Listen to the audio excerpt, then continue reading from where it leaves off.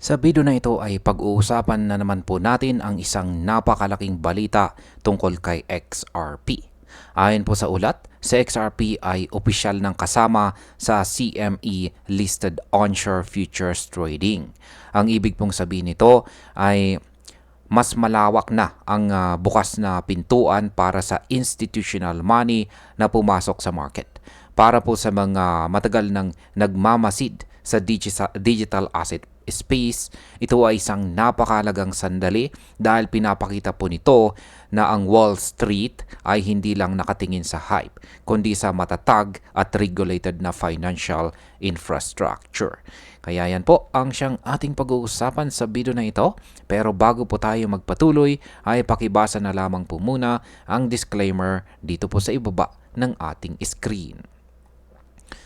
Yan, simulan po natin sa kung ano po ang kahulugan ng CME listed futures para kay XRP. Pero bago yan, ay check po natin dito yung pinost ni XRP Finance Bull na may 26K na bilang ng kanyang mga followers. Yan, at ito po ay tungkol sa Wisdom Tree Insight Basis Tradings and the rise of XRP futures. Kaya ipapaliwanag po natin yan. Meron po silang highlight dito.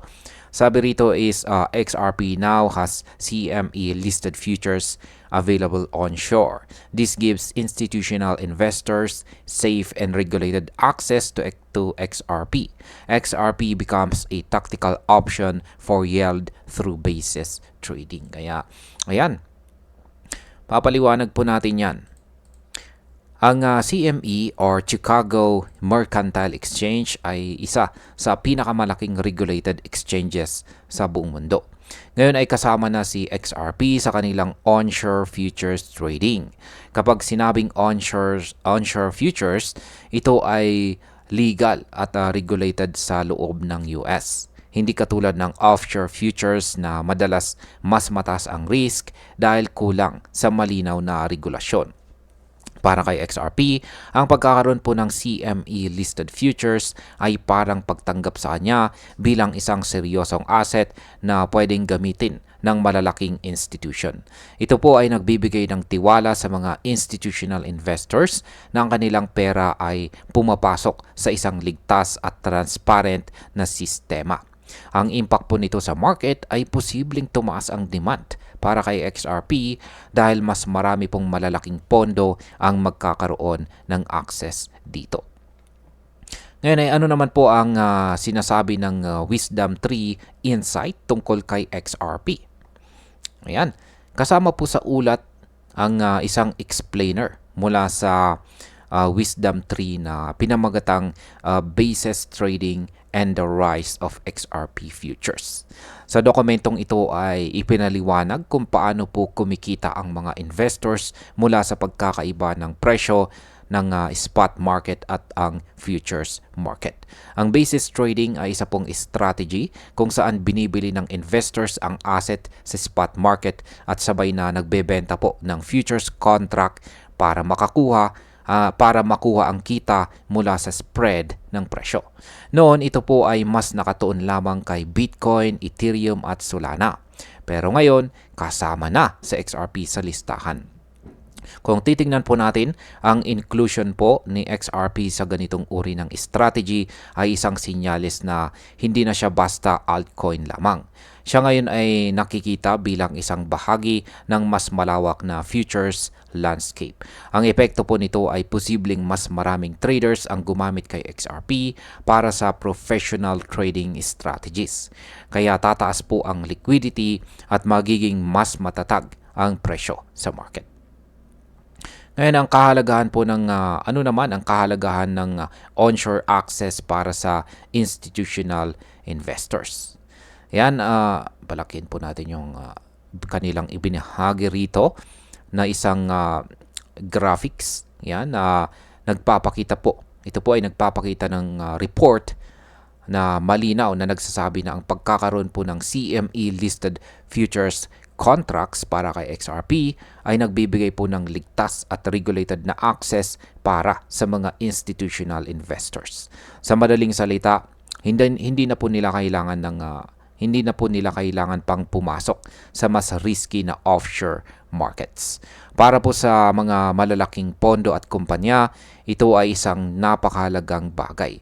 Dahil regulated po ang CME, ang mga alalahanin tungkol po sa low liquidity at counterparty risk ay nababawasan. Kaya mas nagiging komportable po ang mga institutions na ilagay ang malaking kapital kay XRP. Kaya ang epekto po nito sa market ay pwede pong magdala ng long-term stability at mas malaking halaga ng pera na papasok kay XRP. Ano naman po ang posibleng epekto ng CME access sa regulation ni XRP? Yan, isa po sa mga dahilan kung bakit nagiging attractive itong sa XRP ay dahil sa kanyang regulatory positioning. Ang pagkakaroon po niya ng CME access ay sinyales na siya ay pumapasa sa mga compliance standards na hinahanap ng institutions. Sa nakaraan, marami po sa mga malalaking players ang umiiwas dahil po sa regulatory uncertainty. Pero ngayon, sa pamamagitan po ng CME, sa XRP ay nagiging mas aligned sa mga regulasyong kailangan ng Wall Street. Ang impact po nito ay maaring mas mabilis na tanggapin sa XRP bilang bahagi ng kanilang portfolio at posibleng makakita tayo ng mas mataas na presyo kapag mas maraming institutional money ang dumating. Bilang panghuling katanungan ay ano po ang sinasabi tungkol sa long-term capital ng Wall Street? Yan, sa sinabi po ng crypto enthusiast na si X Finance Bull na Wall Street doesn't chase hype, it chases rails. Ang ibig sabihin nito, hindi hinahabol ng malalaking institutions ang mga project na puro hype lamang. Ang kanilang hinahabol ay mga technology na nagbibigay po ng tunay na settlement, liquidity at saka payment rails. Kung titingnan po natin, dito pumapasok si XRP. Matagal nang ipinoposition si XRP bilang asset na may malinaw na gamit sa payments at saka cross-border settlements. Ngayon na meron na po siyang onshore futures sa CME, mas lalo itong nagpapatibay na siya ay may lugar sa long-term plans ng malalaking kapital. Ang epekto po nito ay posibleng magdulot ng mas matatag na suporta sa presyo ni XRP at gawing mas attractive ito hindi lamang para sa short-term traders kundi pati sa mga long-term investors. Bilang panghuli, sa aking pananaw, ito po ay isang malaking tagumpay para kay XRP. Ang pagiging kasama po niya sa CME-listed onshore futures trading ay parang pagtanggap ng Wall Street na siya ay isang lehitimong asset na pwedeng paglagakan ng institutional money. Kung susuriin po natin, hindi ito simpleng balita lamang. Ito po ay maaring maging simula ng mas malaking adoption kay XRP mula sa mga institutions.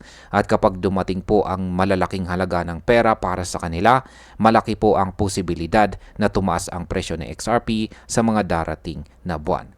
Para sa akin, ito ay isang malinaw na indikasyon na si XRP ay hindi lamang po basta bahagi ng crypto hype.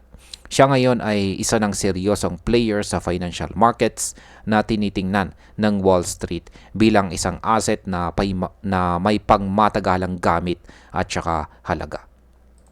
At ayan, hanggang dito na lamang po tayo sa video na ito mga ka-crypto. Marami pong salamat sa panonood. Ingat po tayo lagi at God bless po sa ating lahat.